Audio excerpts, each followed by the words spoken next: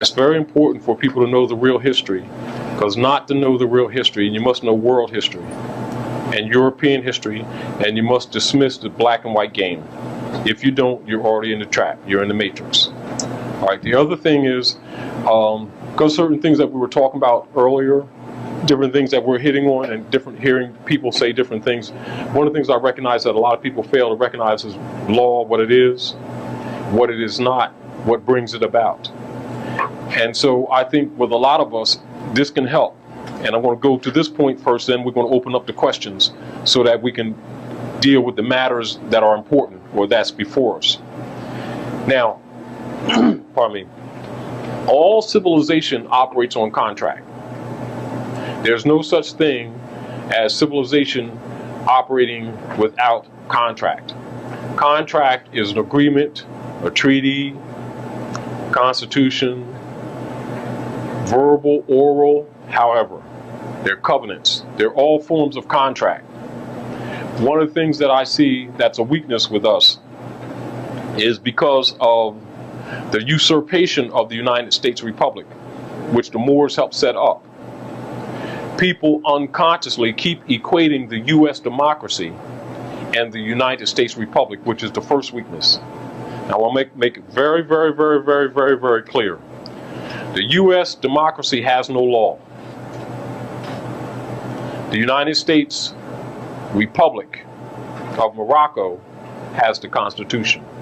They cut Morocco off. That is what the slavery really is. Do you understand? People's concept of what the slavery is in the Western Hemisphere is totally wrong. So before you can really understand how to deal with the law, you must understand what the secret societies did. You have to have, put it this way, if you don't have any knowledge as to what is the body of information or the foundation principle body of information that the secret societies across the world have, you can't understand how and why governments are run. Do you understand? It's not left to emotions. And we have a tendency when waking up to still mix emotions with realities. This is where we get caught in the matrix that everybody just is talking about. And that vague area where foreign authorities are able to take jurisdiction in other areas where they have none. And then we get to the position of arguing what the law is and what the law is not. And so you come back to the foundation principles. And so if you don't understand the political evolution on how the Europeans established government here, then you can't understand law, nor can you understand your history, nor can you understand their history, nor can you understand how we interchange. It is because of the Inquisitionists and when they started the artificiality of race, that's part of the trap. If you get caught into that, you're caught in the trap. So one of the things that you have to do is to begin to dissolve in your mind the fictions and then begin to deal with the realities. The reality is that this is one broad and expanded human family that's broken down into broader families that are called nationalities. Once you took that game when the sociologists started creating the race game in order to start to divide the people so they could rob them, and you take that as an information base and you go from that on any point, whether you're dealing with law, governments, etc., you're already wrong. It is no different than if I say, well, let's give you a mathematical problem, and we're going to give you 3 columns of numbers, whether it's addition, subtraction, multiplication. We're not going to argue that. I'm going to give you 3 columns of numbers. Then I don't tell you that 1 column is written in invisible ink. Your outcome will never be right. You understand? Parabolically, you understand that. So what happens with us when we're getting into issues of litigation, issues of controversy between diversities of people, diversities of states, diversities of status, etc. We have a tendency to go right in and to assume people who are assuming jurisdiction have a jurisdiction in the matter and or the person, and we give them jurisdiction, then we start arguing issues of trying to get out of certain situations when they never had it in the first place that you give it to them. Do you understand? Meaning that for law to exist, if I make a claim on you or against you, if I make a claim on you or against you, what you should be arguing to me is not necessarily the substance of the matter. If I say to you, you know, we're really upset with you because you owe $5.50 and 2 bags of popcorn. You say, well, that's kind of high. And, you know, I don't feel as though that's fair. When what you should be arguing is not that. But number one, where did I derive my authority and enter it into the record? That's number one.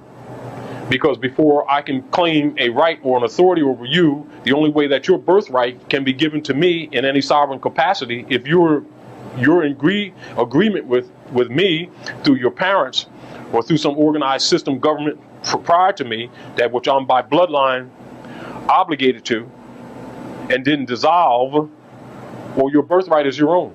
Do you understand? You're the law. Do you understand? And if I impose that on you, then I'm maintaining slavery, which is a violation of civilization, which gives you a right to take that person's head, really. And any other civilized person has the right and authority in assisting you in international law to take that person's head. Do you understand?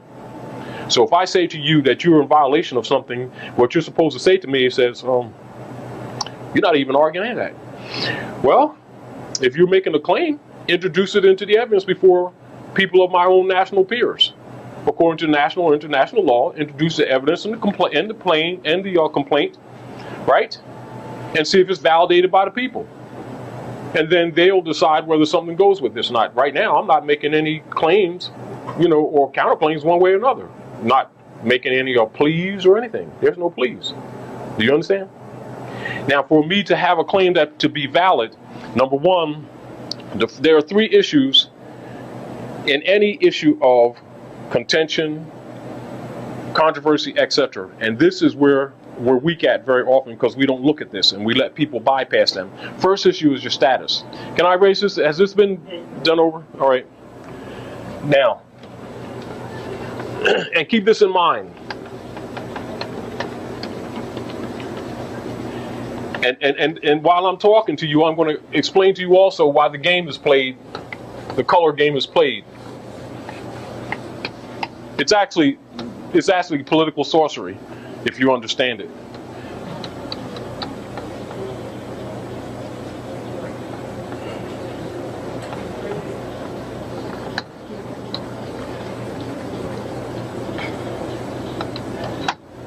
And basically, the stuff is it's very, very simple once you have certain fundamental component parts. So you have to understand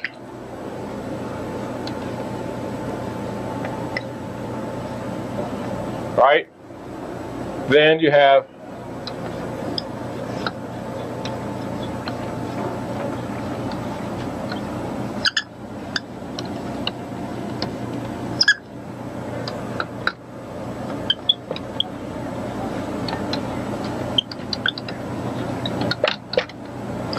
now in issues of controversy, that's the process. So the first thing that comes before any court, any lawful court. Now you got colorable courts, and you can have, you know, where you have organized criminals come together and then deny process, which is common. And one of the weaknesses that people have is that they assume that people that hold government seats are not criminals. That's your first problem. You know, it's sort of like the same misnomer that they assume that somebody, a priesty guy of the Bosnatzeldorf, of the God of Christ, of Jesus and Allah and all that kind of stuff, and you, and you get all like that and figure that that person's sinless and all that stuff. They're usually the dirtiest people on the planet. Do you understand what I'm saying? Steal your dog's food and take grandmom's lunch money without a conscience. And the only problem with you is that you keep assuming that these people have some kind of authority or some kind of morality that does not apply to them. One of the things that we have to do is no different than criminal people in government assume authority and assume jurisdiction that they do not have, so do people with titles.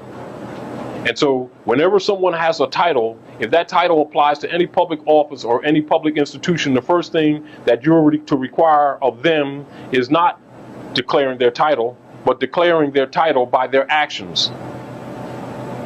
So therefore, you should understand fundamentally what is the designated authority of anyone in any particular office, whether DOA or is the delegation of authority order, time of their installation in that office in good behavior, what the delegated authority is, what the conditions are, when it terminates, and how it terminates. And that's all the time in government. Do you understand? Particularly in a Republican form of government, which is why we established this republic. Do you understand? Now, the Inquisitionist's job was, and what their mission was, and it came even before we made this agreement, to undermine the republic. This is the reason why the plenipotentiaries with the Moors warned the people once we finally decided to make peace and stop this silly wars that we're going over and over again, that you now have a republic if you're willing to keep it. And now you have a whole bunch of grown people in grown bodies with the mentality of little boys and girls that keep calling this a democracy. And as soon as they say that, they lose their political birthright. As soon as you agree to that without a challenge, you've given up your political birthright and you've agreed to a fraudulent jurisdiction. Now, so what that makes you is booty and prize to organized criminals who will tell you to your face that this is a democracy and you haven't challenged it. No different if they call you Negro, black, and colored and you didn't challenge it.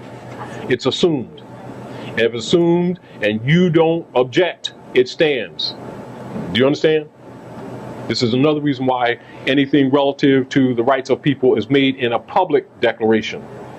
So you must make a public declaration of your independence from the fraud, as well as your declaration of your allegiance to the principles of civilized government. Do you understand? And so even like when like children say, I pledge allegiance to the flag of the United States of America and to the republic for which it stands. All right, that's cliche to most people. However, it means more than what they think it means. Do you understand? Now, that's those who pledge allegiance to the peace between the Moors and the European nations in here and establish this government of amity and peace and to do commerce in this Moorish empire. Do you understand? What they did is overthrew it. Six and Chestnut, and they took the nationality and birthrights away from the Moors, and different Moors were in government. They told them step down or die. Do you understand? And they instituted in 1779 the Negro and the black crap retroactively into the history documents. They started burning documents. They started hiding documents, transferring books into different areas of the countries and into secret societies. And they started making up new records. And in the new records, they started listing the Moors as blacks, Negroes, according to the territories. And they take the children and send the children to the Northeast Territory, they send them to the Southeast Territory. They take them from the Southeast Territory, send them to the Northwest Territory, and vice versa across the Nile River, which you call the Mississippi. And they've been playing the game, they even do it in military.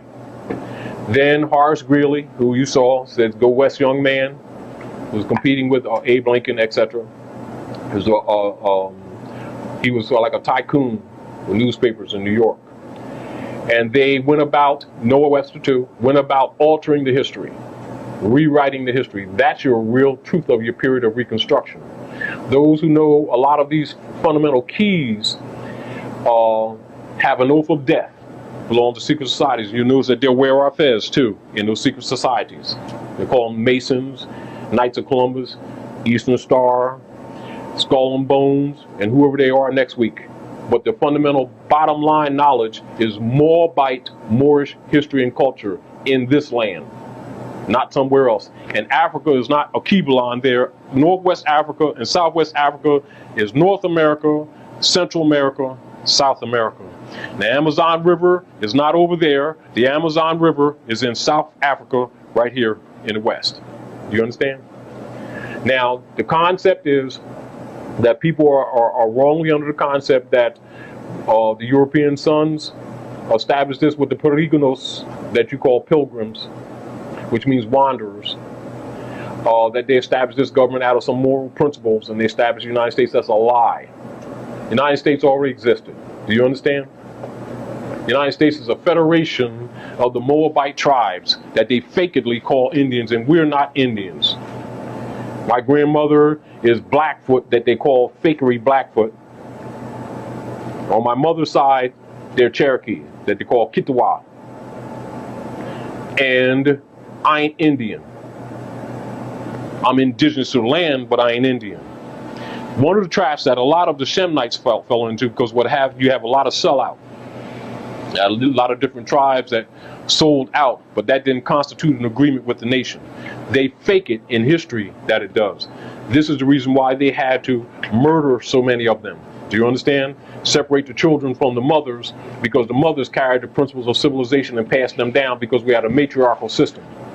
You understand? Like in the South areas, as an example, when they call Puerto Rico, they call it rich port, because the women carried the gold, and most of the time we'd put gold on the necks, and it would have no seam. You couldn't take it off, and the family wealth would be displayed by the women. Or we put coins and stuff on jewelry on their turbans, mix it into their turbans, and they wear bands around here, and they would cut their heads off and cut their arms off for the gold, and they call it rich port. That's how Puerto Rico got its name. And they're Moors, mixed Moors. They mix Moors with Europeans and Chinese. Do you understand?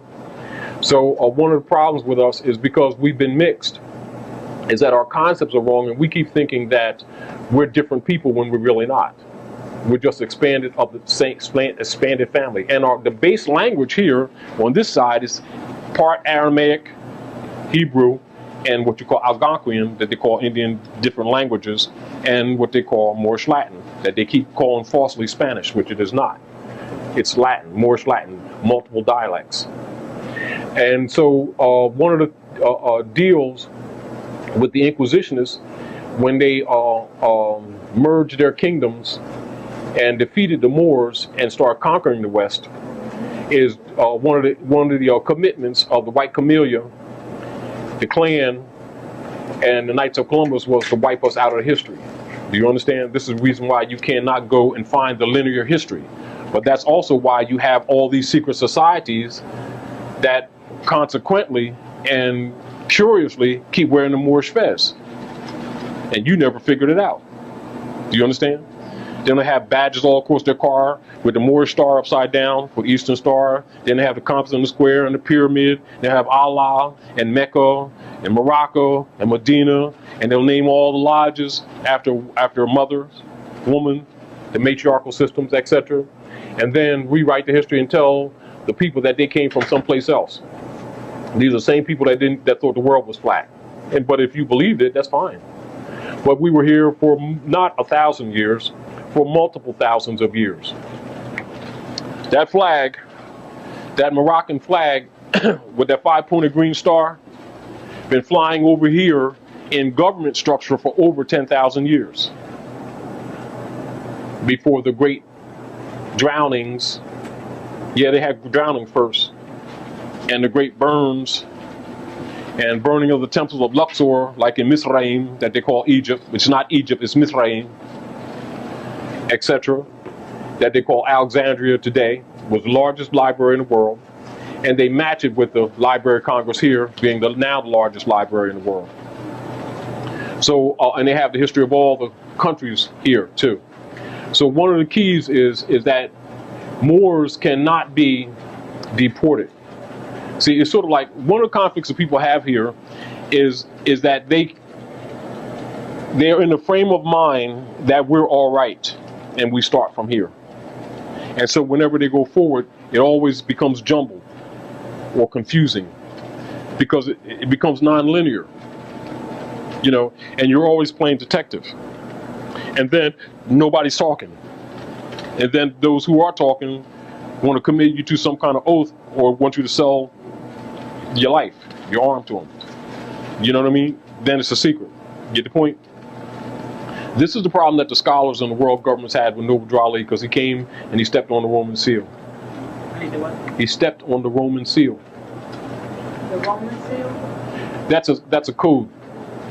See, the deal was that this basic information was not to be found out by you. Right. The commitment was that this general body of information would be hidden for at least 300 years, maybe 1,000. That accepted social concept, though not limited to, would be revealed to you in the William Lynch letter along the James River, when they talked about using the mental warfares of turning the men against the women, the young against the old, distorting the family. But there's more to that. It also had to do with the psychology and the knowledge of how to distress the womb and how to make a slave by stressing the womb of the woman and controlling the womb. Then you control the nation. The problem is that they cannot deport us from anywhere, no matter what what negatives come about due to the social corruption. Here, they cannot deport us, so they have to continue to build jails. Do you understand? I want to make another point. This is Brother Noah. Get a 3 flag stand later, and you put the flag, the amity flag there. That's the Stars and Stripes. Now, what most people don't know is that this continental flag is the flag of the United States. The Stars and Stripes is our agreement for commerce.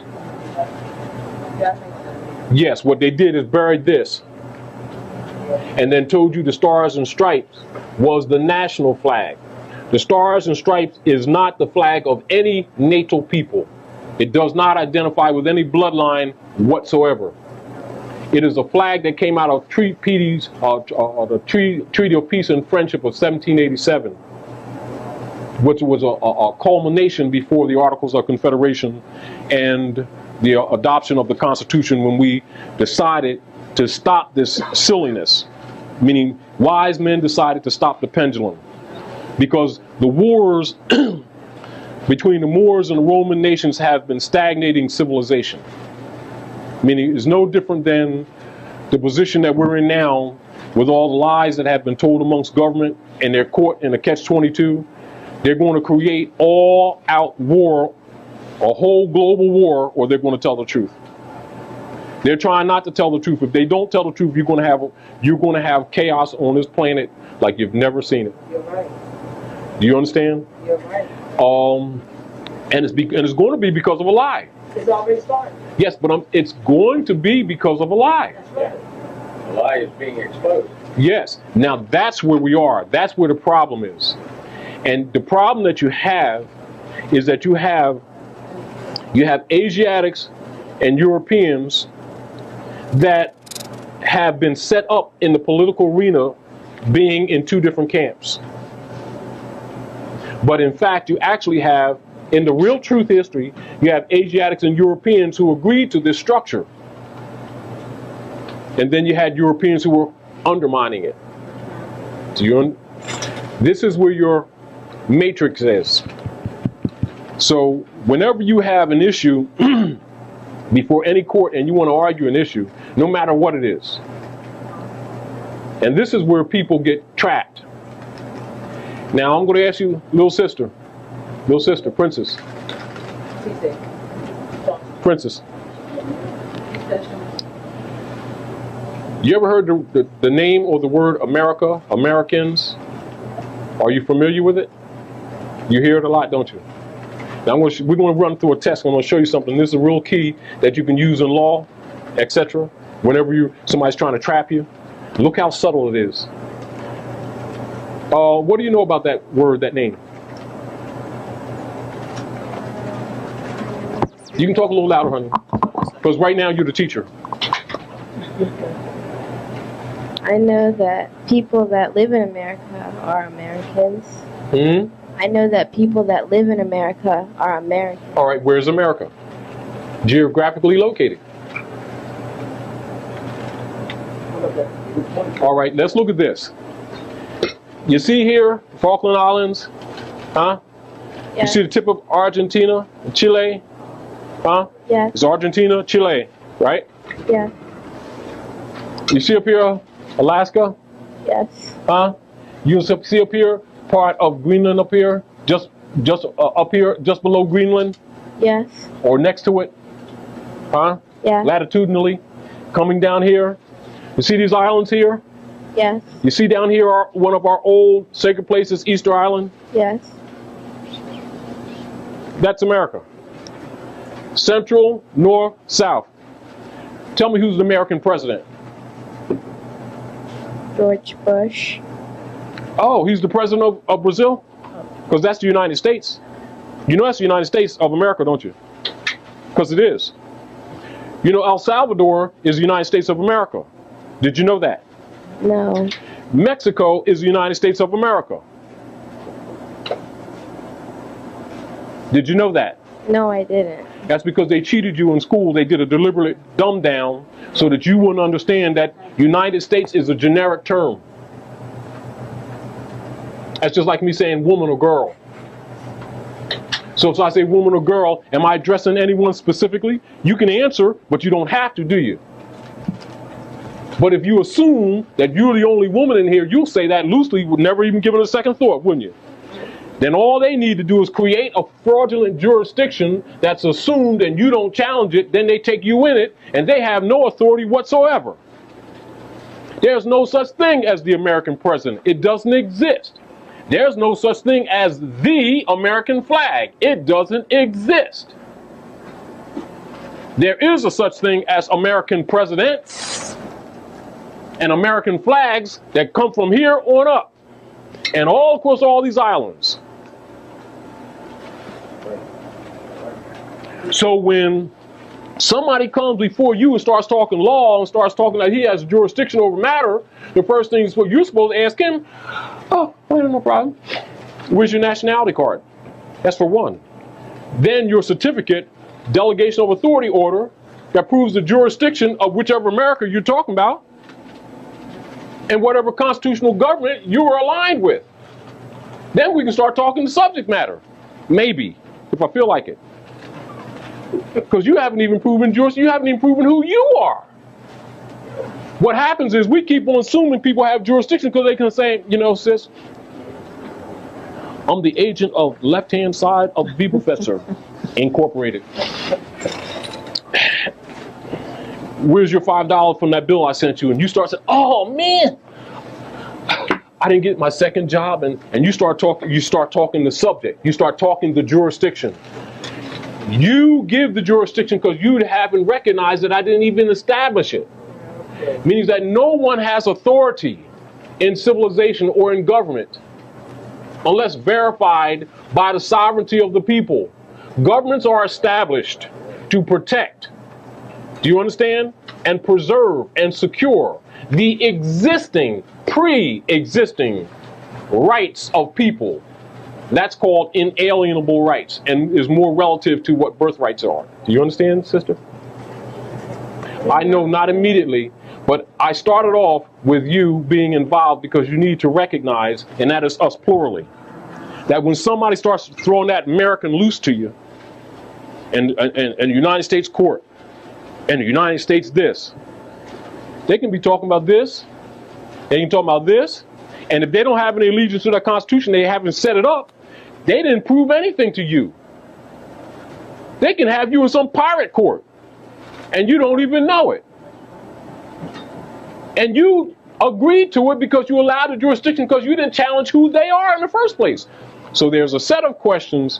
Whenever you have an issue of controversy, particularly if they put you in a position where you have to defend yourself, remember at all times, one of the things that really got a lot of the secret societies upset and government upset, that really kind of broke the back of this thing that started this whole cycle in early 1900s when New Abdali started the Moorish Divine National Movement, and one of the first things he did was start issuing the indigenous people their nationality cards. That began a cycle that they didn't understand at the moment. But what it begins to establish is the true jurisdiction or true sovereign of the land. But if it's not used properly, you can't understand it. Do you understand?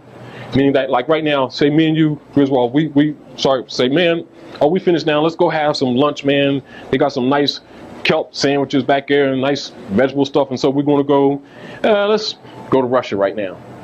So now we're going to go to Russia. We jumped in Russia and we're going to start talking trash. Well, the Russian Constitution says you can't do this and you can't do that. First thing they want to argue is, we don't have a problem either way or the other. Where's your nationality card that gives you any authority to even argue law here?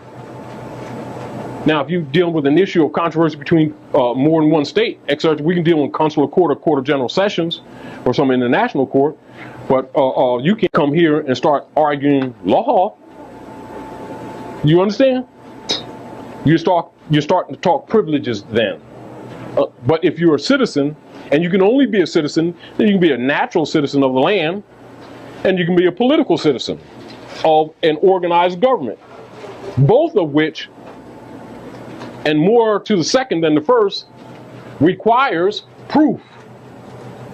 You know, it is no different than, you know, like under a colorable jurisdiction, like say, for instance, like in a jurisdiction where they steal the people's rights of travel and then incorporate the person and then put them in a commercial entity and then regulate the people's right of travel and then rob them that way under the guise of law. And then if a private security officer, because they're not officers really, so that's wrong.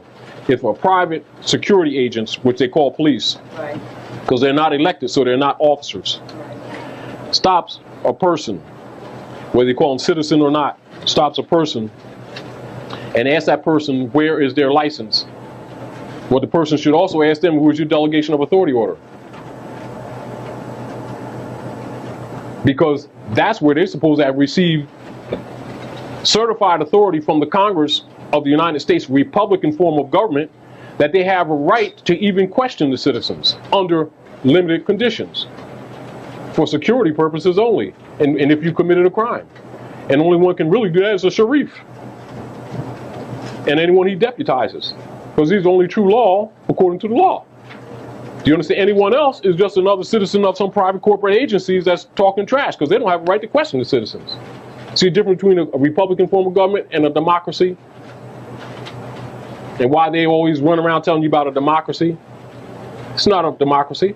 No democracy was established here. I don't know what anyone's talking about, except that somebody's been setting you up to steal your birthrights. And as soon as a politician, I don't care who they are, start running their mouth and start saying democracy, immediately recognize that they're an enemy. Forget about what they say. Forget about whether they're smiling. Forget about whether they're nice guys. They belong to the secret society of clubs of inquisitionists whose mission was to overthrow the United States Republic. Do you understand? Yeah. And to institute and maintain slavery bureaucratically. Yeah. Do you understand? I don't care if they say something in your favor. Do you understand? Don't be deceived. The bottom line is the same. Exactly correct. Now that's for a start. That's for starters. So that's for starters. So one of the first things that we're going to do to start correcting this thing is anyone who claims to have any capacity, authoritative capacity in government, they don't move on anything with you without you questioning them right on down the line, starting off with their nationality card, their DOAO, Delegation of Authority Order, certified number to the Congress of the United States Republic or agency where their authority can be verified on the public record. And if it can't be, or if they're not forthcoming with it, or they don't have it in their possession, you have no problem with that. That person at that time has no authority, no different than if they stop a person under color of law on the street, asking them for a license, and they don't have a license, according to the colorable contract that they forced the people into, they're not supposed to be driving on the street. Am I correct? Likewise, if they don't have a DOAO, they're not supposed to be operating in government. Excuse me. Name that again so you can write that down. I got nothing. Here you go. Delegation of authority. Delegation of authority order. And what that would be, what they would claim a license would be to a slave on the street to travel the land, is what that is to anybody who says they have any authority in the first place. You don't know. There's a person that came from McDonald's down there. You know, the guy was that back there sweeping the grease out of the grease pit back there down at McDonald's. And he went around the other side, put on a uniform, jumped in the car, and went to stop you and start telling you you owe him something? Yeah. Like a highwayman? Well, DOAO with verifiable numbers is what identifies that person. So if somebody pulls out some ID and tells you, well, I'm an agent of the Bibelfechter of the left-hand side of the Ostbasseldorf of the United States, and you say, oh, please, don't say that again, I'm so nervous, risking lunch money, don't even go there. You ask them for ID, and a driver's license is not an ID. That verifies that you have a contract with a private corporation. Do you understand?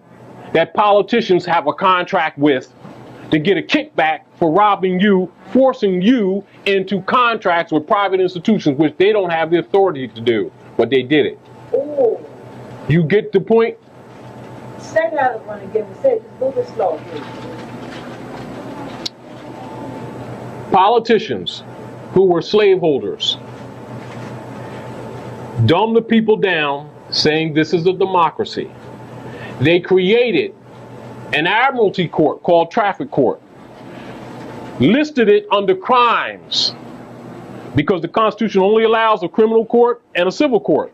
And you can't try a civil case in a criminal court, and you can't try a criminal case in a civil court, can you? Now, where did the Constitution set up traffic court? To stop the people for freedom of passage on the land. That's right. Apartheid. So they created traffic court, which really is an apartheid court. So that slaves, so-called slaves, could never be free. Because if they could stop your movement, just like you dam up a river on a stream, you create death. Because movement is life. And so you can regulate the economy simply. If I want to break your family up, all I got to do is send out a fake officer to keep stopping you on the corner, take your license, and you can't make a living. But they never had that right. Government never had that right. Now these are private corporate entities that operating on private charter that's using supreme law of the land to interfere with the rights of the citizens and the natural people and robbing them. Legally. Not lawfully, legally. Legal and lawful is not the same thing. So don't get that caught up either. Do you understand? Because the supreme law is the Constitution. Now, let's look at this. Now, let's back to this other point. And the key thing, because I know you already know certain things already. So the first issue with an issue of controversy is the status. That means, who are you? Are you a party to the matter? Not only, who are you? The party. Oh, you're Russian? Oh, no problem with that. Where's your documents that say it? Not your mouth. That's how you challenge jurisdiction. You don't say, I challenge the jurisdiction. You challenge the jurisdiction understanding these principles. You get the point? So, if you say you have authority, I'm not going to argue about with that. Oh, no problem. I have no problem whatsoever. Alisa, Yes. I have no problem with that whatsoever. She just said I had to do something. Here's my nationality card. Now put yours there. Because nationality is where the birthright is. And for the law to be governing you, then you must be part of a nation. Am I correct? Then if you say if you're Russian, you're not saying that you're what? Asiatic? Because we're all Asiatic. But that's not the point. Russia is a part of Asia. Am I correct? Okay. Yes. Below it is India. Am I correct? Which ain't India. That's Hindustan. Right? Yes. Am I correct? Yes. Oh, and so where's your nationality card? So how you gonna be talking the law of a land that gives authority, and you haven't even proven who you are? Because this is a jurisdiction of diversity. Why do you have to prove who you are? You have God-given birthright. Can I go to Russia? Can I go to Misraim? Can I go to Saudi Arabia? Can I go to different parts of the world, many where I'll be accepted as one of the people, unless by accent or by culture, they recognize that I come from another area? Do you understand what I'm saying to you? And start demanding issues of law, and I haven't proven who I am? The first issue is status. Who am I? So now we've established who we are, right? Just like if we're coming in the issue of controversy, right? Just well, as an example, just like say for instance in any issue of a legal or lawful issue, when you present yourself. Present, that's really status, although they've corrupted it. So you present yourself. Now, the reason why, quote unquote, as it has been in United States processes of law, why Negroes, blacks, and coloreds could not represent themselves in court, because Negro, black, and colored are corporate fictions. And if the person agreed that they are that, then, you know, they have a right to make that contract. See, because government's not there to interfere with your right to make contract. Do you understand what I'm saying? So if you claim to be something that someone else coined to name their chattel, and you agree to that, logically you come under Christian Black Code 1724, and it's no problem because you agree to that. Because there's no such people listed on this planet anywhere in the human family. Does not exist. Do you understand what I'm saying to you? So, but there are laws that regulate such chattel or such things. Can't call it human because it's not part of the human family. Never made a law, contract, constitution, so therefore you cannot bring it before a free national court and argue issues of law because it doesn't apply to it. Now, because a person agrees to be it, that's on them. If they're ignorant of their birthright, whether somebody took it from them or whether they agreed to it, both the effect is the same. Now, of course, you can get maybe the family that enslaved their family line to come up and speak for them, because they can't speak for themselves, because they're barred from law. They're a position of no judicio standi. I have no standing in law. Of course, if they don't know that, and then somebody gives them, on this other hand, some documents that make statements about law that really sound, this is really deep. And you know, he's really got to do this. He got to give me a sandwich according to this. And you start arguing all that. Oh yeah, I got this. Just wait till I tell him he's got to give me a cheese sandwich. Oh, and you talking big stuff, and they still take you to some fraud jurisdiction you ain't figured out because you agreed to be Negro, black, and colored because they have no standing in law. This is the reason why they want to hide the Morse connection, because the United States Republic came out of the dissolution of the Moroccan government here, United States of Morocco. Do you understand? That's why the United States of America here in the central part has no national name. Like here you got the United States of Mexico, you got the United States of Brazil, right? You got the United States of El Salvador,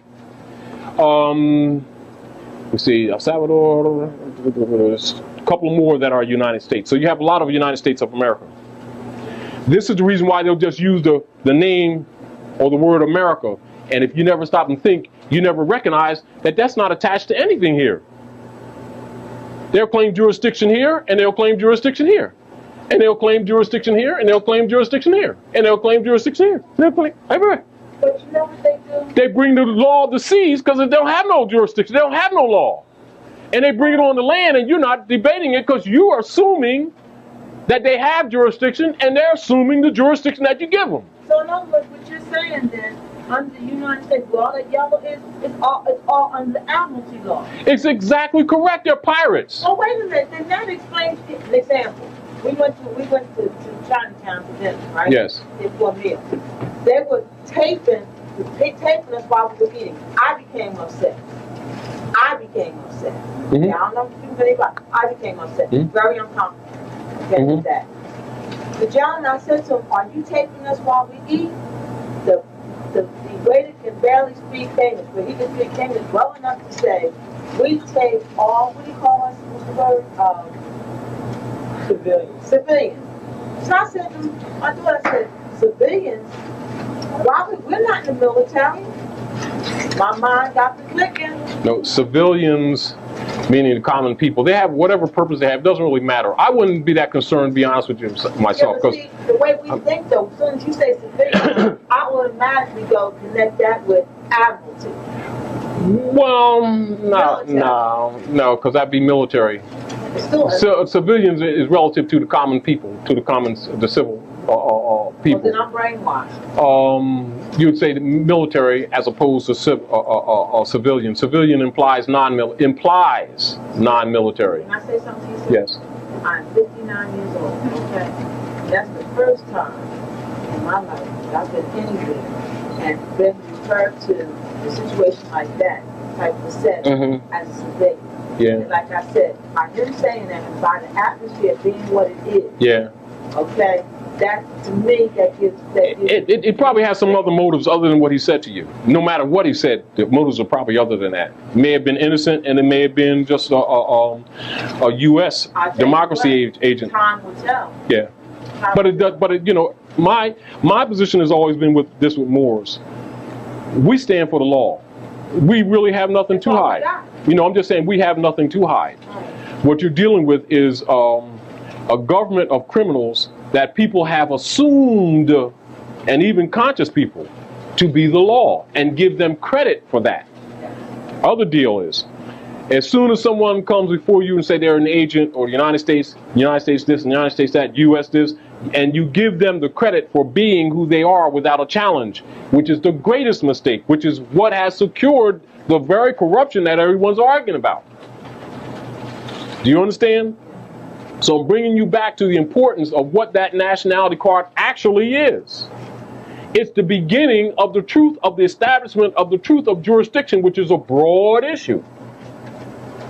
Very broad, but it's key to the whole game.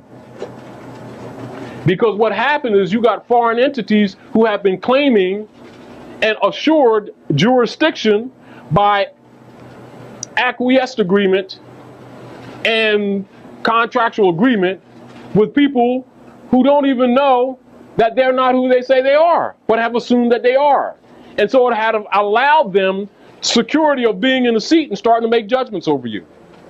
And you never questioned them. And they become secured in it. Meaning that you become secured in the corruption of fiction, of both fiction of brand names and a fiction of subordinate position.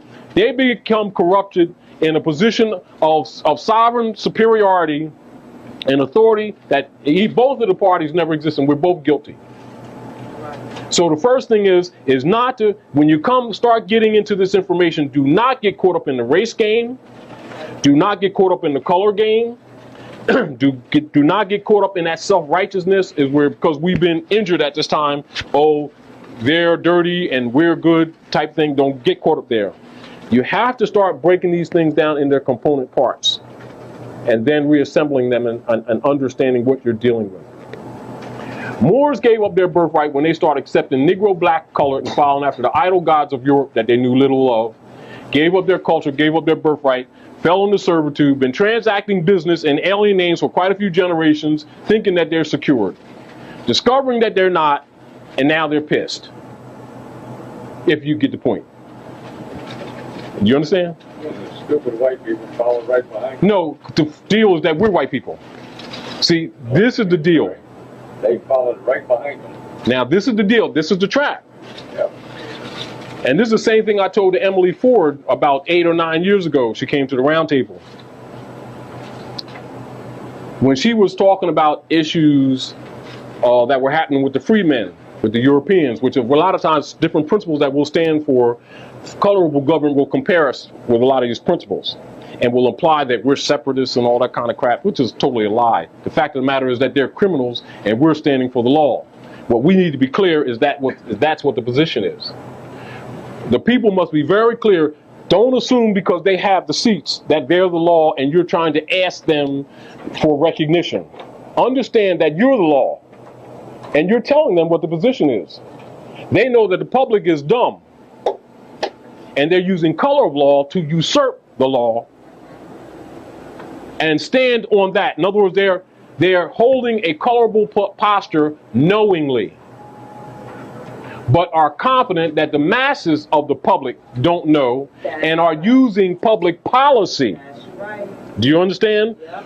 To operate on. And what we need to always be thinking about is that that's where they are. And they haven't even changed the game because they haven't recognized a need to. Do you understand what I'm saying? What happens is that people who become conscious, and this is what I told Emily Ford a few years ago, about 8 years ago, something like 8, 9 maybe, she came to Roundtable. And she came to Roundtable, she said, can I come to Roundtable? Is that all right? I said, Roundtable's open. And she was telling me about the problems that different problems they were having with the different freemen's group, and why they burnt stuff and all that kind of stuff. And I said, well, look, our principles are the same, but the status is different. I said, now, and this is the problem that like Europeans have. When they took out of the Whigmore party, took on the white caste, do you understand? And then start calling themselves white people. They gave up their birthright. That's right. Do you understand? So what happens is, when the Tories discover that they no longer have allegiance to the Whigs party, do you understand? And then start trying to go back to the Republican form of government that the Moors and the Europeans set up, which would undermine the Inquisitionists, they will kill them and burn them. And burn the evidence. Who talked to them? Excuse me? Do you understand? Yes, I do. I'm shocked that you See? understand. Oh, I'm telling you why. Because when a European starts talking to issues of sovereignty, they must understand that the only way that Europeans have a right of authority in our land is through constitutional Republican form of government only to all the several states. Outside of that, they're only resident aliens. And since they agreed to be white people, which took them out of the constitutional fold of government, which made them enemies to the United States Republic, which has been veiled over. It ain't disappeared, it's been veiled over with this corporate conspiracy.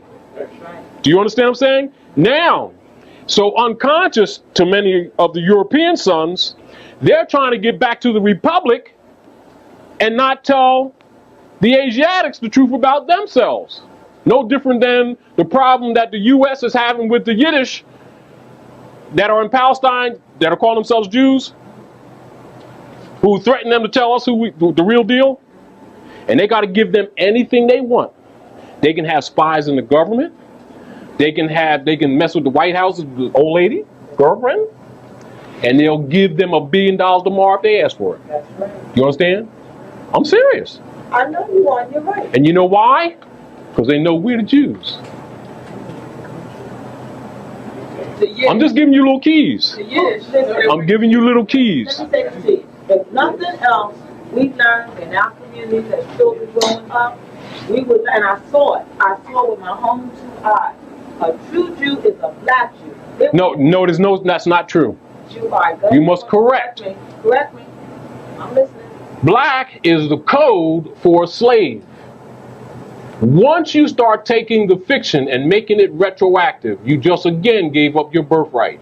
So how do you do it? One of the first lessons is you are not Negro, black, or colored, or Ethiopian. You are Moors. So in other words, the true Jews were Moors. There was Moabite Canaanite blood. And Moor is just a modern name for Moroccan or American, which is a corruption of Moroccan. And you got Moabite, Canaanite, Hittites. Mostly of Moabites, you might have had some of the Chaldeans, Abyssinian tribes were dealt with a Jew creed, but Jew is really a degree in ancient culture. And that's the religion. Jew is really a degree of knowledge in ancient culture, not really a bloodline, though we may be Hebrew. Do you understand? Tribal. Yeah, not only that, they're known for education. Our problem is that our concepts are wrong. Yeah. Once you start allowing sorcerers to control the name, because this is the key to sorcery. Once you control the name, you can put your spirit on it. You create something that was not. You name it, you put your spirit on it, then the law applies to that you regulate within that jurisdiction. Once you get someone else to agree to be in that jurisdiction or to be that which they are not, you have them. But they must do it willingly, because everything in civilization operates by covenant, by a contract. This is the reason why in any proper issues of adjudication, they ask you, do you understand? Meaning, do you agree? Because they can't proceed because you haven't bond. You haven't given them leave. So they say, And you know, you really got that eyeglass case in your pocket? Do you understand? He said, yeah. All right, now they got jurisdiction. You're supposed to say, nope, I don't know. Explain to me. Well, no, you're being difficult. And you know that's an eyeglass case in your pocket. You say, what? You said it. I didn't say it. See, long as that's going on, he can't move. Anything he does, it can be overturned, or he's actually violating his jurisdiction if he proceeds. But if you don't know that, he can trick you into walking into that false jurisdiction that you're arguing about in the first place. And then he proceeds, and he goes past status, he accepts jurisdiction, and the improper venue can be the same thing as lacking jurisdiction. He got that assumed, and he starts adjudicating. That's why you don't talk the matter. You don't talk the matter. It is nothing to discuss. We haven't dealt with this. Do not address the issue. 1, 2, 3. Hey, what are you talking about? What's in the box of the cereal box? You haven't proved that you're a party, that you have any authority to discuss this issue. Where's your nationality card? You know what? Why are we allowing our children to go to these schools? Do we have much choice? Why? You ask why. Do we have much choice? Yes and no. That's a qualified yes or no. One, because, let me see. Most of the people I know called Negro, Black, and Colored who agree that build more churches and liquor stores than they build anything other institutions. Of course, they're saved and nobody else is. What else you want to know? I came to a conclusion. Who are these? Oh, do you? Stupidity is a product of education. Yeah. And it's the only product of education. Yes. Now, stupidity is a product of education. educated illiterates. This is why anytime that you go into any ancient civilization, culture, or history, one of the first statements that's presented to you, man, and you know man is generic. It does not mean masculine. It means woman and man, and it means woman first. Day. Do you understand? Man, know thyself. That's the first rule. If you don't know yourself, how can you know outside self? If you don't know self and first acknowledge self, and we're not saying that, you know, it's from some cliche position. We're talking about information, not just data. A knowledge of yourself. Everything that you bring in comes into a false foundation and cannot come out to a balanced equation. It's impossible because it's against the laws of nature. We're not talking about the laws of belief, laws of prayer, laws of nature. And nature does not play nor forgive you because you want to go swimming in the middle of the ocean and talk about, well, they're goldfish and they're sharks. Because they think you're a meal, and it's nothing personal, and the devil didn't do it if he bites your foot. I mean, do you understand? And we need to really get away from beliefs and start getting to knowledge and being able to separate. One of the most important things of how modern religion has served corrupt government, and the reason they support it, is because it's been used to suppress civilization, to stagnate knowledge. Do you understand? To steal the people's quote unquote, undoubtedly I say this, steal your reasoning mind. Once they get that, they don't have to worry about the body. All they need to do is put agents amongst you who have a fez on in secret, take their fez off, whether they're in church, lodge, synagogue, wherever they were this week, and then come amongst you and start playing. You know, we really ought to keep hope alive, and you know, it's one of these days. You got $5, and you know the Lord, and you know I just got a message that they was getting ready to turn the sun out, and we have to collect some money for God. Let me get myself together. Did you cash your mother's gold ring in that she left to you and all this stuff? We'll buy a prayer rug, and this is what we've been supporting. But don't forget, because now what they've done, they brought in a contract. Of course. And let me tell you something. Binding a law. And they get pissed with you when you say, I'm sorry, I'm not signing anything. Okay? And they say, well, you got to give your tithes, but you got to put down how much. No. Now, where'd that come from? And that's a contract. Yes, and the tithing came from Sylvester II, and they lied and said Jesus said it. Sylvester II instituted the tithing, which means 1/10, which means is really derived from Roman tax, the same Romans that assassinated Yeshua, and then later, 325 years afterward, voted and called him Jesus, which is not a translation, and nor a transliteration. It's really from the planet Jupiter, because they wanted to adopt some of the old culture, but they were burying it, and Jupiter is Zeus. And that's where they got Jesus from. Then they mixed a little Krishna in it and made up a personality, although the brother did do a lot of the work that they said. He was a social reformer and a prophet. But his name was Yeshua ben Yosef, not Jesus. That was part of the Nicene Council.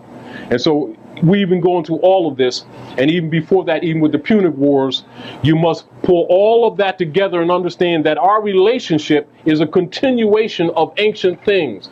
Don't look at current. That's right.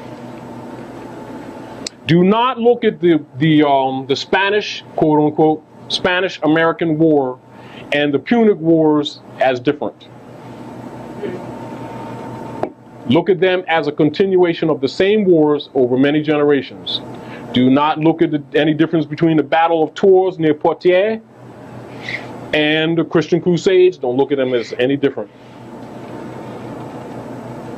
Do not look at the French Revolution and the quote-unquote, generically coded American Revolution as different, because they're not. And they're all related. And so is your final fall to slavery and your branding as Negro, blacks, and colored. You're tied to that whole series of mess, and this is the world's longest revolution.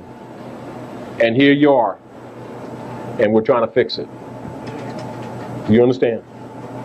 Once you understand that true part of the history, and you understand that you're already here, they didn't bring you from no place, and we're not Indians, and we're not Indians. You understand? And I'm not Cherokee and Kittiwah. Do you understand? However, it doesn't stop there, and it may change if I go some other area. And just like from the Algonquian and Iroquois, they're nothing more than confederations, just like we got a Republican and a Democratic Party. And once you understand that, you'll stop saying that they're nations or people. They're political confederations. They're federations. Do you understand? And the different tribes went into different ones at different times. They leave one going to the other. It just dealt with northern and southern hemispheres of the North Continent. Do you understand? Once the Asiatics started allowing the usurpers to name them and to designate the qualifications of who they are, they actually went into a false jurisdiction. No different when you agree to be Negro, black, and colored. So therefore, a lot of the sellout Shemnites amongst us, that's the Moors mixed with Chinese, that told people that they're the indigenous people. We're the ancient ones. They're our children, mixed with Mongolians, that you call Chinese, and Europeans, who are also our sons. You must understand that. And Europeans didn't come from Europe. They came from this area. You see this? Argentina, in there, and up here near Negro River, Rio Negro, and the Amazon River, right in that area, and this area of Patagonia that we call today Argentina, is where the Europeans developed, and they're our children, from experiments on ourselves. And they're called Patagonian blondes. And what we did, because it was near the equator, we took them to Albion. Because the equator area was making lesions on their skin, we took them to Albion, and mostly the sons, because in nature, the genetic nature of the being, that males are more degenerate than females. Females are more perfect to the species. And females carry the strength of the gene or the family in nature. We're not talking about politics. You got to put your beliefs aside. Dump them in the garbage can. Because I got a birthmark. It's called a navigating God. Nav-eel. Navel. That's the common birthmark of everything that breathes and walks on this planet. It ain't no strawberry. I got the strawberry right here. Wait, can you see it? No, that's the birthmark. And everybody got it. You understand? Adam had a mom, so don't buy that game. Get the point? Huh? So once you understand this and get rid of the fiction, then you can get back to the matriarchal principle of nature herself. Because you don't mess with Mother Nature because she ain't going to play with you.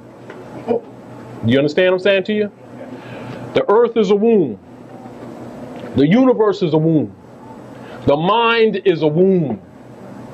And all females come here with a nation already in them, even when they're in their mom.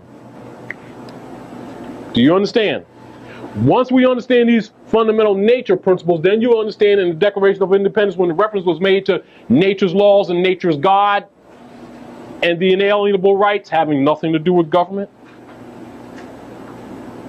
Are you understanding? Are you following me? Huh? Yeah. So you must go back to the natal principle, or the nationality, which is the foundation of civilization. Do you understand? Then contracts or agreements or covenants are made amongst men to govern their association, that you've been calling unions of anything on this planet. Now let's look at something and keep this in mind.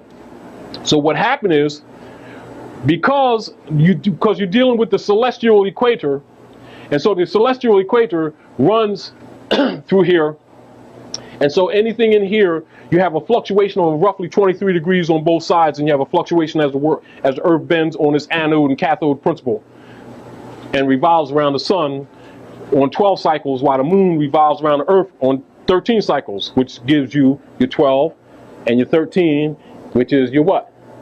Your 25, which is your 7, your circle 7. That is the knowledge of this workings of this whole thing. Do you understand? That is called the zodiac.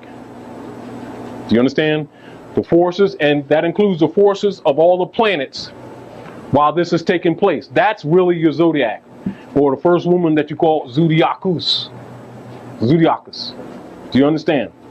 And all, that's where you get the word zoo, is actually derived from that. It means all things of the flesh that come from one source. And so people don't know, called God. For the Circle 7, can they take out the note, the Federal Reserve note, and... Oh, take out your Federal Reserve note? Yes, let's deal with Circle 7 in government. We're going to give you a Masonic code. Take out your dollar, what they call dollar. You know it's not dollar, it's fiat. Take it out. I don't want it now, though. I ain't doing no play. Take out your one, because we're going to go through a little lesson. And this is important. But we're going to go back to this point. And this will be good, too, for people to understand, because I'm going to finish this, and I'm going to go to this. Now, see, so what happens is that the Moors gathered up the European sons and took them to Albion. Albion, after the Moors fell, is called England. And the reason why we took them to England, what you call actually the Caucasus Mountains, is because we're more compatible with their skin. It was not because of all this evil stuff that people call them, you know, evil of Yaqub and all that. No. Do you understand? One of the problems that the Moors made is that the Moors were creating a servant for themselves, and now they turn around, the servant become your God. That's your ancient karma. That's why you really need to know the old ancient history. Do you understand? That's what the light-skinned Moors came in at. What you call the mulattoes. They were great. The mulattoes are later. When you have around, particularly around, like say, in the Yucatan, where we did a lot of astrology in the ancient days. There's a pyramid of the sun. Like we have more pyramids in here, and like now down along the Nile, down the Mississippi River, that's really Nile, and it goes opposite, because it's really pulled for fresh water, etc., from the atomic lakes, which you call Ontario, Erie, and all those really atomic lakes.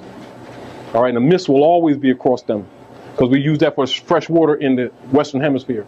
But the whole point of it is some of the experiments took place there in the Temple of the Sun. We abandoned that area because we started new strains of disease, specifically with their multiple strains, was gonorrhea, syphilis, and tuberculosis from the experiments. We took the European sons and we called them at that time lepers or leprechauns, right? And we took them to Albion because the mountains were more compatible with their skin. This is where you get that misconcept, and I say it is because it's true, misconcept of the caveman. That's a misconcept. And that's where they get the misconcept of the missing link. That's why they can't find it, because it doesn't exist. Do you understand? The theory is a fraud of the argument about the primate and the evolution into the man. No, the truth of it is the primate animals, also with genetic experiments with flowers, and the primate and the mixers in the Moabite woman's womb, and that's how we produce the European sons, which is also implied in the 25th, 2 and 5 chapter of Genesis, with the two sons, twins from the same mother, but they're two different nations. One is ruddy, pale, and hairy. The other is normal. One steals the other's birthright, and then reverse pattern. That's your karma. See, we'll tell you a lot of history in the astrology books, but people don't know what they're reading. Just like they'll read, you know, and David, the son of this brother, and the son of this, and the son of this, and they think they're, you know, generational sons where you have children. They're dynasties. So the concepts are wrong.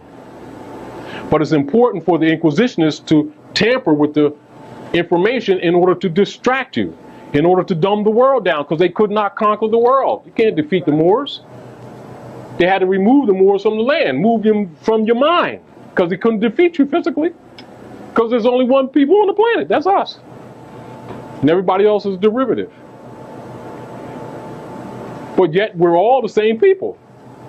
And once you start accepting that racism stuff, hatred, divisionism, all that crap entered, and they played you. And they've been playing you even now. That's why once you really understand the truth, Moors, and particularly Moors who understand the truth of the Great Seal, don't play into that hate game. Don't play into that divisional game. They stick with the law, and they stick with divine, moral, and ethical principles. Because that's civilization. Do you understand? Outside of that, you got anarchy, and that's not in anybody's interest. Because Mother Nature don't play. And she does not seek to preserve anything or anyone that does not seek to preserve themselves. And since we're tied together, the harm that you do to another, you do to yourself. It's just a matter of time. And that's the truth on how what you call ethical and moral principles are derived, because that's built in nature. It has nothing to do with your belief systems. Do you understand? And so that goes back to the Circle 7 and understanding it. Well, let's go back to this point. Let's go back to your dollar bill that I don't want. All right. Now you see that one there? Now take that I won't call it a dollar bill because it's not. This artifice, and fold it right in half. And then look at that light. And you'll notice that you'll see one seal. You got obverse, right? Are we clear on this? I don't want to go past this because I'm gonna make this very clear before I go into this. Status, first issue at law. Jurisdiction and venue is determined and clear for the record. Not they saying, you know, yeah, I think we have jurisdiction. No, bull. Documented for the record. If it ain't documented, they don't have it. That's how you challenge jurisdiction without saying I challenge the jurisdiction of the court. That's right. That's right. You want in evidence before the people all issues in the matter, as well as the persons who claim to be parties to the matter. So status, so I put down my nationality card, here's yours. If you don't produce it, we ain't going no further. Now you see the problem, this is the problem that they're having with the immigration problem. You know what that thing they did, I think it was 94, I forget what that article thing that they passed in California. Well, resolution, because they were trying to stop the Mexicans from coming up into California because they're costing the economic system so much money because of the children going to school and they have to change or they have to set up language classes and stuff like that. And they passed a resolution, I think it was 22 or something like that. I forget what it was. I apologize for forgetting what it was because it didn't stick in my mind, you know, other than I understood that it's a fraud. The point was that they were trying to hold them out, and then you had some politicians start talking about, well, issuing nationality cards, national identity cards, in order to stop foreigners from coming into the land. See, but government officials who are Masons anyway, Skull and Bones and Eastern Stars, etc., they already know the real truth that there's only two nations here. That's the Moorish nation and the Mexican nation. There's no other true nations on this continent. And the only people that know it in the masses is those in the secret societies. That's right. But the masses don't know that. But those who govern do know that. So what did they do when they start talking nationality card? They painted themselves in a corner. Because once they started arguing the nationality, it's only two people here. That's the Moors, descendants of the ancient Moabites, and the Mexicans, also descendants of the ancient Moabites. Get the point? Huh? And everybody else is either European, or from Asia, or some of the islands, but they're not Aboriginal or indigenous to this land. So they have what you call, where do they derive their authority to govern here? There has to be some kind of covenant, don't they? Then they say, well, King George and guys and Charles give us grant. They ain't grant crap. They ain't grant something in England. They ain't grant nothing here.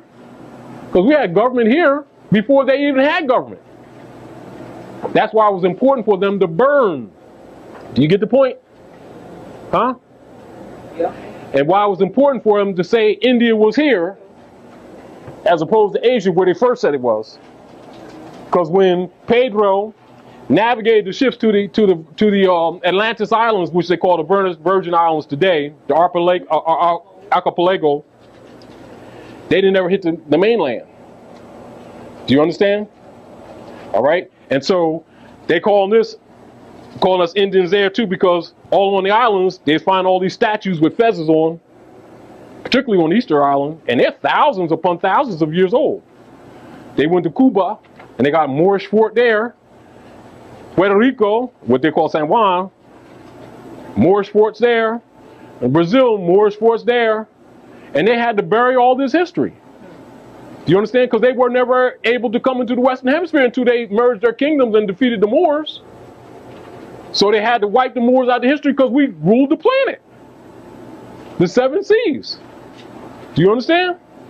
So the Moorish Empire became the British Empire. Once you understand that, you understand why the sun neither rises or sets on the British Empire. Because it's really the Moorish Empire. Because we ruled the planet. And when they defeated the Moors, they inherited this, so to speak. Do you understand what I'm saying? You know, it's just like, for instance, let's go down Center City, right here. Go down here in Center City and look at the buildings like in Independence Hall and all that stuff. And they talk about, you know, George was walking around, and they had rags on their feet, and they were up here in Valley Forge and all that stuff, and with their little army, and they was coming between, like, the pyramid between here, Trenton and Princeton and all that stuff, and doing their stuff in Philly. And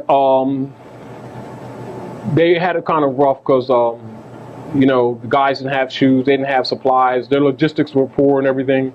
Go look at those buildings, and you tell me, would buildings with windowsills built this low, below your knee, be buildings that would be built in a time of war? And you look at the structure and you tell me, would you design a building like that, even with the architectural design, the details, etc., in a poor country? And particularly even in a time of war, they're not even war-designed buildings. That's more, they're too elaborate for a poor, oh yes. And why do you think that in Philadelphia, it's Philadelphia, it's not Philadelphia? Whenever they're digging in Philadelphia, you know, like, you know how they have security walls, you know, for safety when they're digging and stuff like that? If you notice in Philadelphia, more than most other places when they're digging, they'll put solid walls as opposed to just simply security fences. Did you ever wonder why? They'll build solid walls So that you can't see what they're doing. as opposed to just security fences more often than not. It's according to where they are. Do you know why? To hide what they're doing. It's either to hide what they're doing. No, it's two reasons. Number one, so-called artifacts, which is bull. They're plentiful here. Yeah. Do you understand? Yeah. And they prove the civilization is more ancient than ancient. That's number one. You'll find tablets, stones, things written in Hebrew, Aramaic, Algonquian, etc. And you'll find Venus, little Venus statues all over the place. And we're not talking about Venus that's in Rome. We're talking about Venus representing the planet Venus in an Asiatic form, which the Statue of Liberty was designed after. That's why it's in copper. Copper, that's the alchemical metal for Venus, which is also the star that's in your flag. Friday, green, Freya. Get the point? And she's standing, 70 degrees? And you come 70 degrees down into the bay of the harbor, and she stands right over what they call New Jerusalem or New Jersey.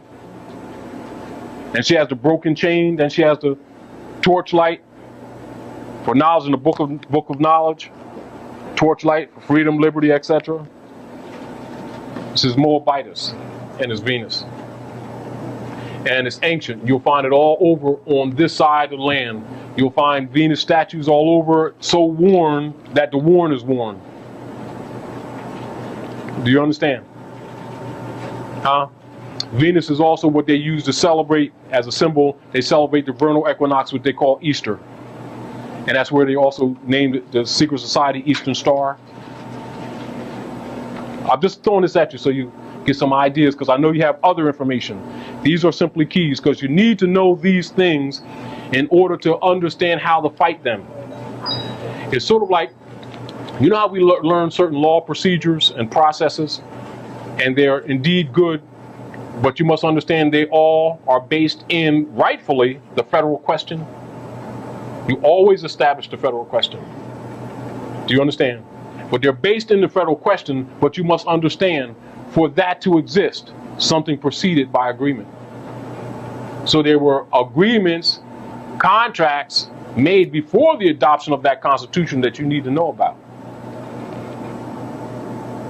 Which is why Article 6 of that Constitution is so vital for you to keep in mind.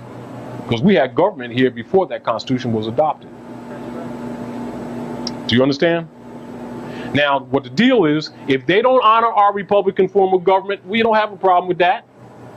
At that time, they not only don't have any jurisdiction in law, they don't even have any right to be here. They're supposed to be deported. But under color of arms and under force of arms, they can stay here and use color of law to enforce color of law on the land, which is what they've been doing. You get the point? That's what you need to know about this whole game. And you go from there in your concepts. Do you understand? Now, them same judges, those same judges talking smack, and they do talk smack, acting like prosecutors, which is practicing law across the bench. Because remember, in any issue of controversy, a judge is the what? Is the Peru. He's the Peru of the scales of Libra. And he knows it. He got a fez.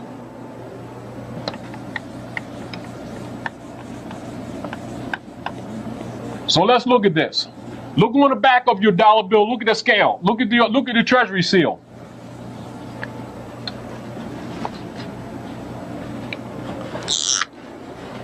Now,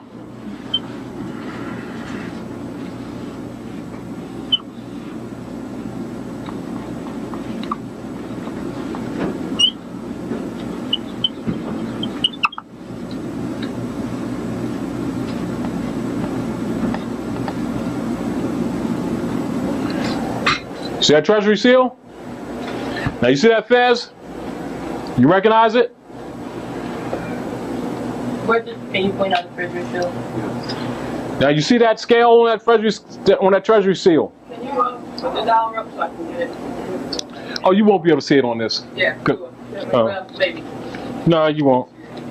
There's a treasury seal right here on the front. Okay, hold on one second. Now, you see those scales of Libra there? Huh?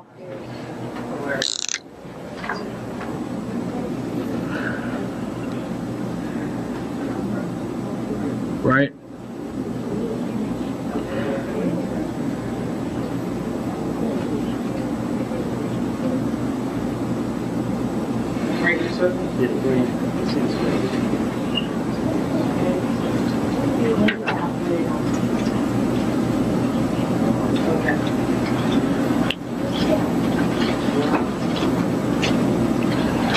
Now, look at this.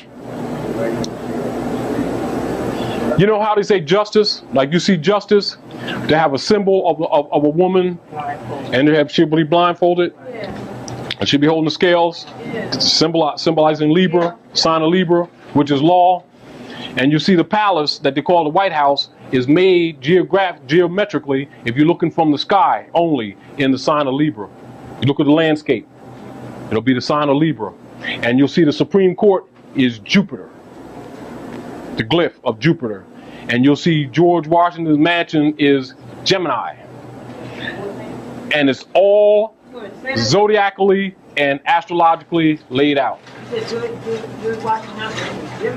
Monticello, but you can only see it from the air. Okay. When you see it from the air, it will be in like Gemini.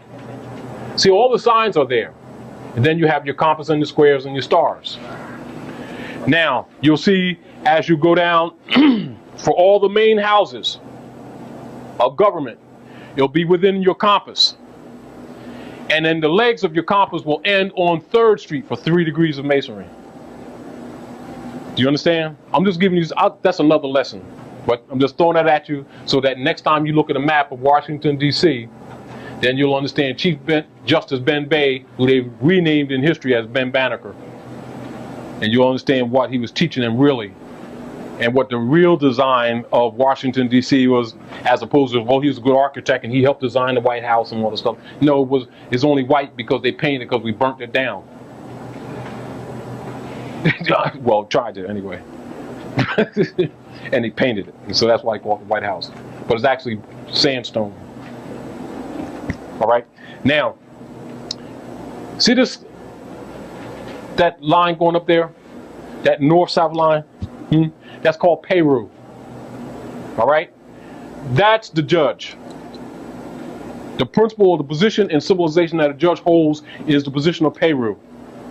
In a position of controversy, you're brought in before the justice that would be delegated authority by your constitution government through the people. He doesn't just have that authority. It is delegated. You understand? And he must be certified. Without certification, he's just some clerk or some magistrate claiming to be something that he's not, which they very often do. Do you understand what I'm saying? And you know that. And they get away with it because you don't challenge them. So don't let them start talking about, give me your lunch money and how, well, sis, you got that copper thing right here and you owe me $5 and you don't challenge it. And you say, who are you? Where do you derive your authority? Don't tell me. I want to see it in writing. Other than that, we don't need no conversation. Now, can I go, or are you going to try to injure me? You trying to steal my liberty? Are you threatening to hurt me? Are you threatening to take something from me? Put it in the record and sign your name to it. And there's witnesses here. Say it before them. Here's my nationality card. Where's yours? Do you have one? If you don't, there's nothing for you to say to me because I know you don't have any authority in this government. Can't. Well, I'm American. Well, go back to Brazil. No, I'm American here. You American here? What's here? America starts from Alaska down to Chile. What jurisdiction are you talking about? How you going to claim jurisdiction on my land? Because I'm indigenous. I'm Aboriginal to the land. Part and parcel of this said government. And politically, I'm a citizen of the United States Republic, conditioned by that Constitution. But I do have law that precedes that. Now, what is yours? Now, if you're claiming any authority by our Constitution, then you recognize this Republican form of government. Oh, we got democracy. Oh, well, go ahead back to England, wherever you came from, because you sure ain't got no authority here. What you talking about? But see, we're talking about this matter before us because you got this eyeglass case. What part of did you identified yourself yet? You're talking authority. You don't have any identification. Well, I got a driver's license. Oh. You got some agreement with some private corporation, some late private corporation that has a charter? That's not government. What is that part of the branches of government?